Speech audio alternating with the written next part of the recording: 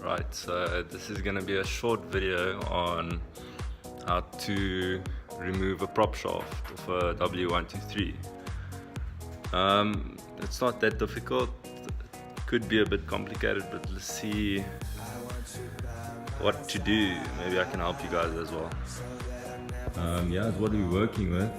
As you can see, the w123 Big Blue is missing something. It's a bit out of commission. The engine, it's been taken out because it is a bit useless and I want some more power, but that's another story for another day. Okay, we're looking at the rear end of the car now, the rear end of the axle. Because the engine and the gearbox is already out, I've already done the front, but it's pretty much the exact same thing in the front and the back. Except the front requires a specific key. I'll show you what key I'm talking about. For the back, what we're going to be using is a wrench, 15 wrench, and 15 spanner. So let's see how easy it is.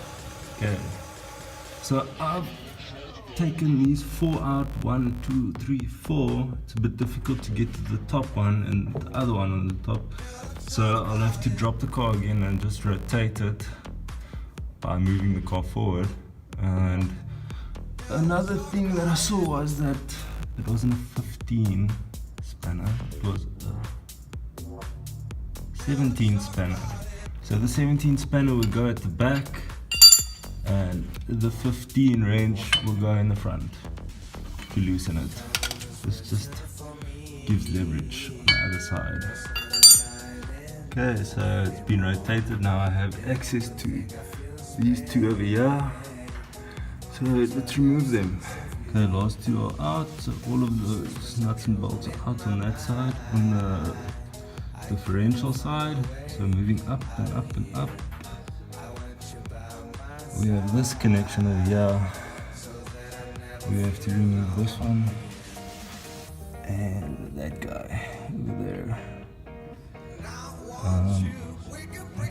They look like 15s, so it shouldn't be too hard. Let's have a look. 13s. Right, so then this part will drop,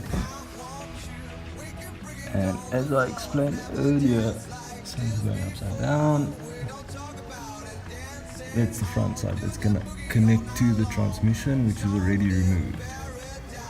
So moving back over, let's remove those two bolts. Right, so that's removed, it's loose. You should be able to pretty much pull it out. Yeah, genius me, I actually don't need to remove my entire prop shaft. Give me a second and I'll explain to you why. So before my battery dies, I didn't have to actually remove the whole prop shaft. I just needed to remove the front end of the prop shaft that connects to the gearbox. But I didn't know that it just slips out of the other piece, but it was quite a learning experience, so I hope you guys have learned something like I have. And yeah, so the reason why I took this prop shaft out was because I've got a new motor coming and the gearbox attached to that motor is a bit longer, so the prop shaft is going to be shortened. And yeah, stay tuned for that, I guess.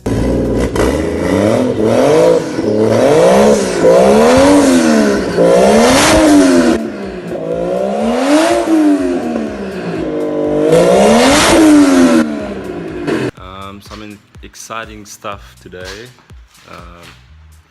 Been waiting for it today for quite a while. Finally got it. I got the let me show you. You should know what this is. Today they delivered my 1JZ with the auto box, which is alright. I'm happy with that, that's what I want. I don't know if I'm gonna get it in today. I have to make engine mounts, but so far so good. It looks like it's in pretty good condition. It's already wired for me, so yeah, got some other goodies as well. Got my fuel pump, which I still have to do, and a few other things as well, like the, what's it, the automatic transmission cooler, oil cooler. I must wire that up or hook it up there in front somewhere.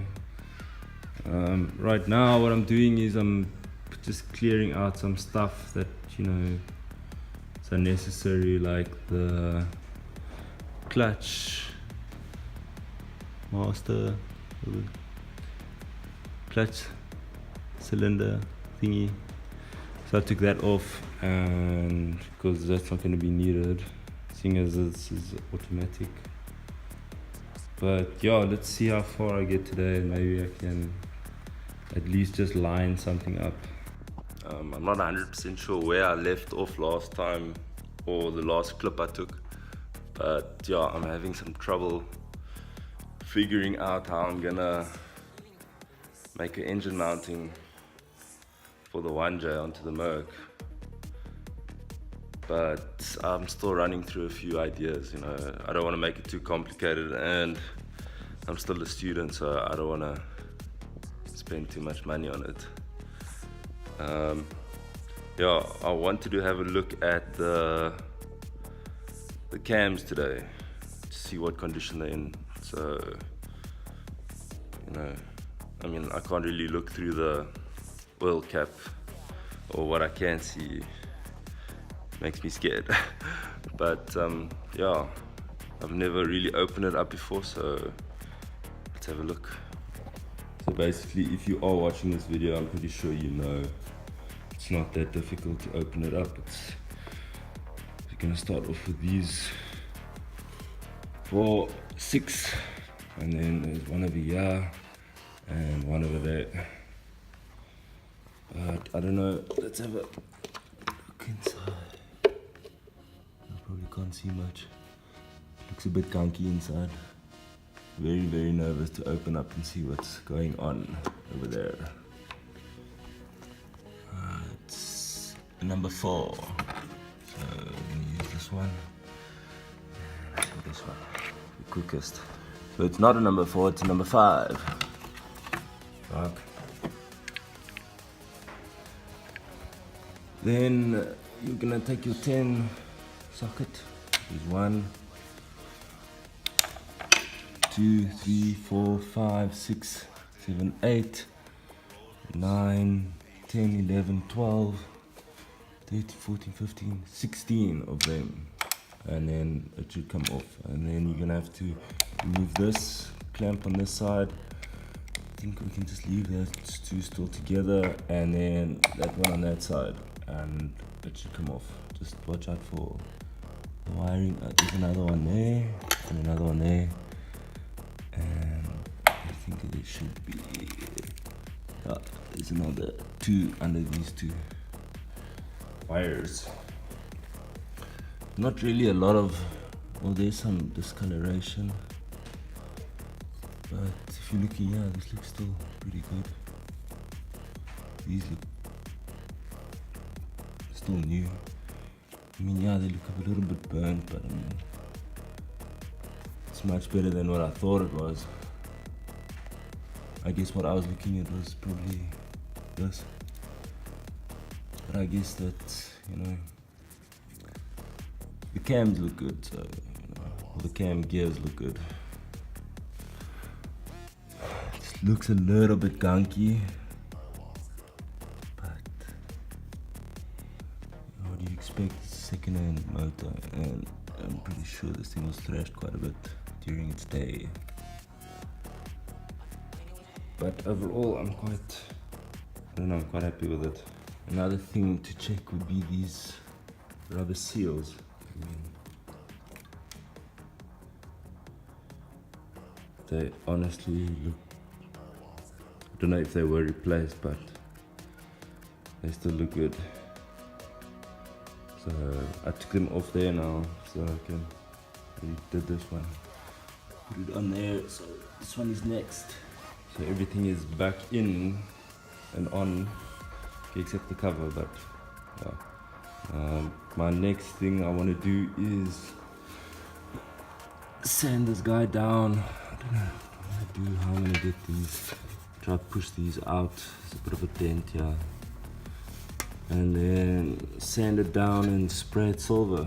I'm not too bothered about trying to save the red, or that it's already off, kind of, but yeah. Let's have a look how that goes. I'm not really gonna record me spray painting that, but you know, I mean, so many people have already done that video and it's not that hard. You just sand it down, put a few layers on, and then it should be sorted. Yeah, I'll show you guys the end result when I'm finished. It's been a few days since the last time I recorded anything, been busy with exams and some other stuff, you know, life stuff, but we'll get into that some other time. Today what I want to do is I want to remove the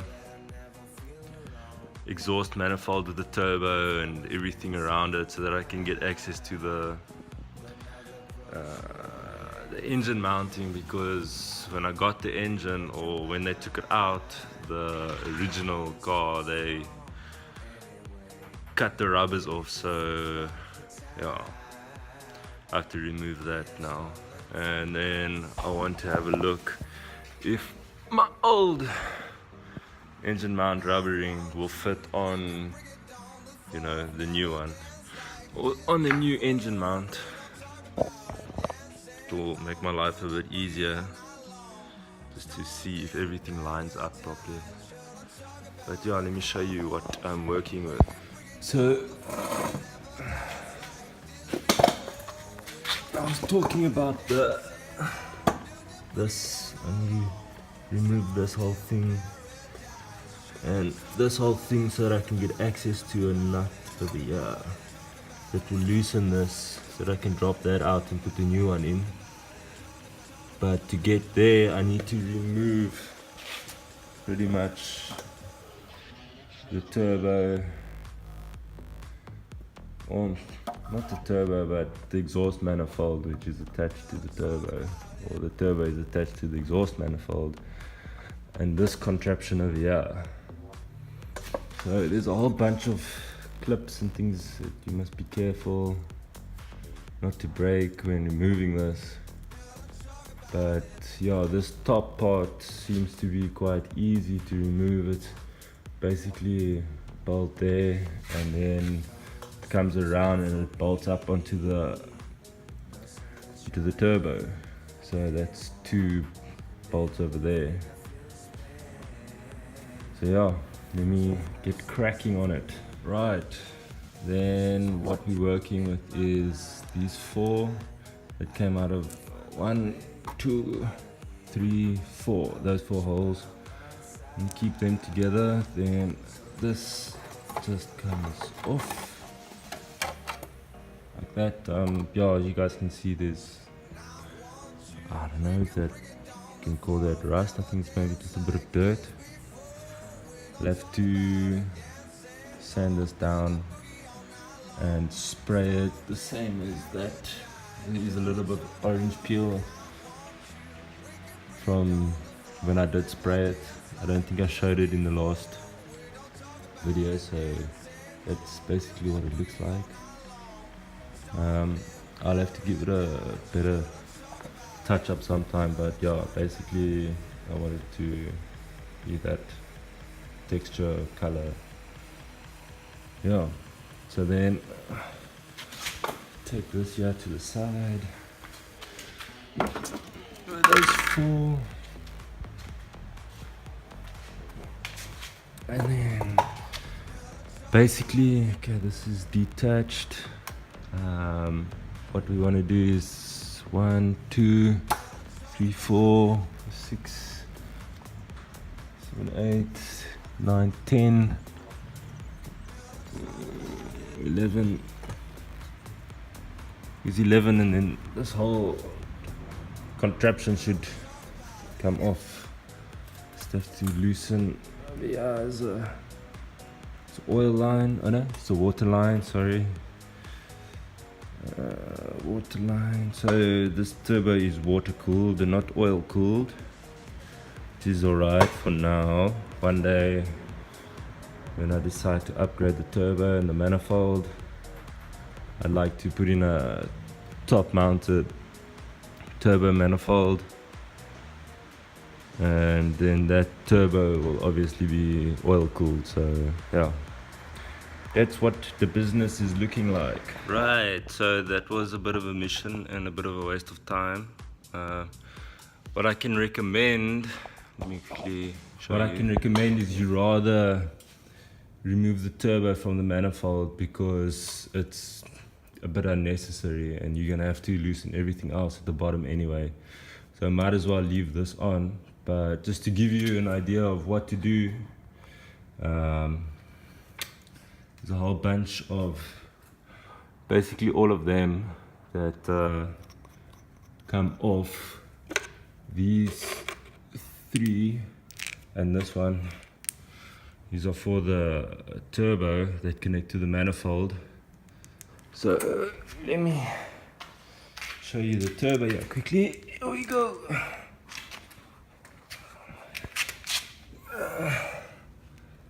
Yeah. Let me put some light on the situation.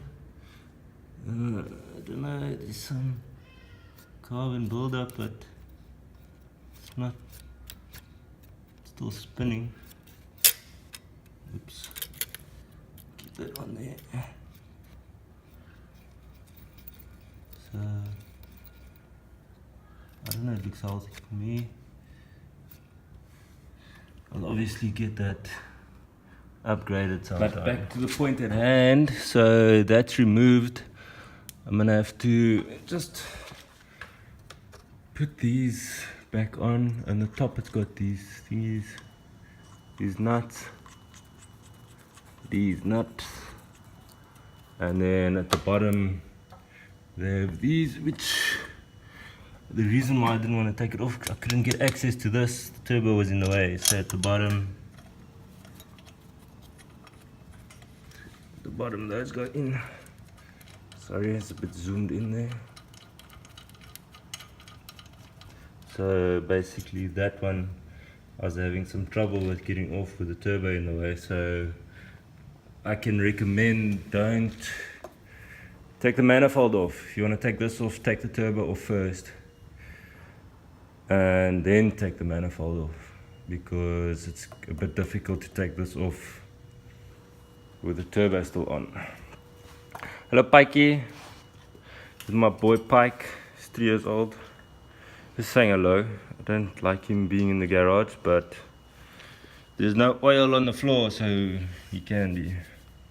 Hey. Pikey, hello boy, Pike, hey. Hey, sit down. Okay, give me a hug. Okay, give me a hug. Ah, hello boy. Yeah, okay, off, okay.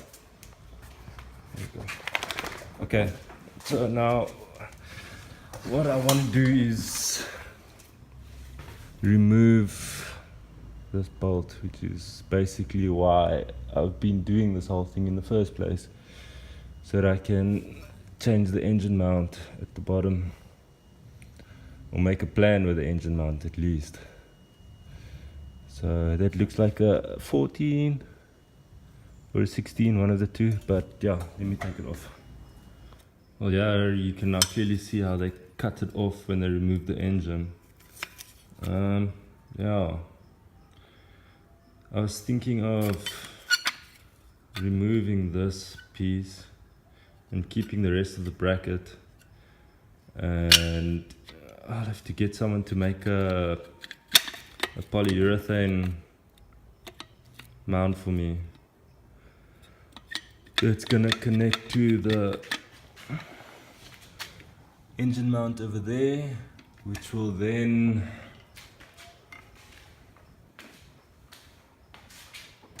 connect there.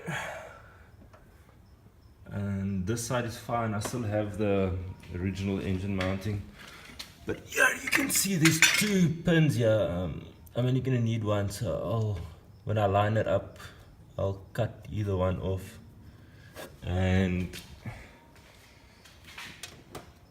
connect it to either, probably this hole, but I'll have to make this hole now thicker for that to fit. But yeah,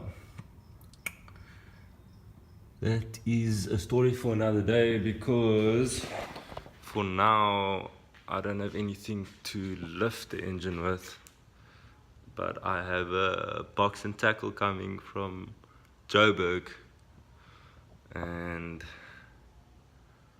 yeah, that will be strong enough, because what I want to do is connect it to that bulk and that bulk, which will then come down, hoist it up, and then I can move the car forward and swing it in. Hopefully it works. We'll have to see. But for now, the turbo, I'm gonna put on my pallet,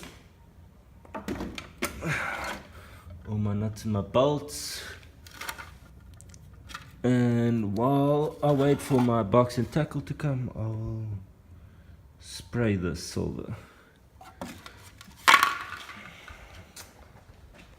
Yeah, so this should be part of my first video that I'm going to post. Let me know what you guys think. If you're interested in my project, please like and subscribe to my channel. At this moment I don't have any subscribers, but yeah, I mean, this is basically just a hobby of mine. It's not not living off it, but I enjoy working on cars, and this is a big engine in the JDM world, so it's exciting. I mean, I don't think there is one South African that's actually posting videos on one of their builds, or vlogging about a 1J build that's going into a classic Merc. So I think it's a first. So yeah, let me know if you guys have any tips for me, and if you guys have any questions, just comment in the comment section and I will reply.